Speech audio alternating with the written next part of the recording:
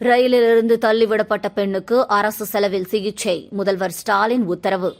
திருப்பூர் மாவட்டத்தில் வசித்து வரும் 4 மாத கர்ப்பிணி ஒருவர் தன் சொந்த ஊர் செல்வதற்காக 6ஆம் தேதி பிற்பகல் கோவை திருப்பதி விரைவு ரயிலில் பெண்களுக்கான பெட்டியில் பயணம் செய்துள்ளார்.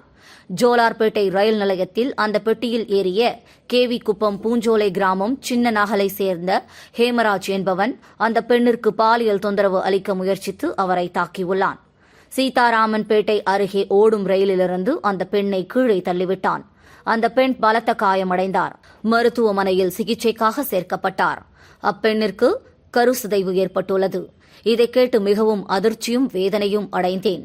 இந்த சம்பவத்தில் காயம் அடைந்து ராணிப்பேட்டை தனியார் மருத்துவமனையில் சிகிச்சை பெற்று வரும் அப்பெண்ணுக்கு உயர் சிகிச்சை அளிக்க உத்தரவிடப்பட்டுள்ளது. அவரது மருத்துவ செலவு முழுவதையும் தமிழக அரசே ஏற்கும். இந்த குற்ற சம்பவத்தில் ஈடுபட்ட ஹேமராஜ் கைது செய்யப்பட்டு சிறையில் அடைக்கப்பட்டு உள்ளான். பாதிக்கப்பட்ட பெண்ணிற்கு முதல்வரின் பொது நிவாரண நிதியிலிருந்து 3 லட்சம் ரூபாய் வழங்கப்படும். இவ்வாறு அறிக்கையில் கூறியுள்ளார்.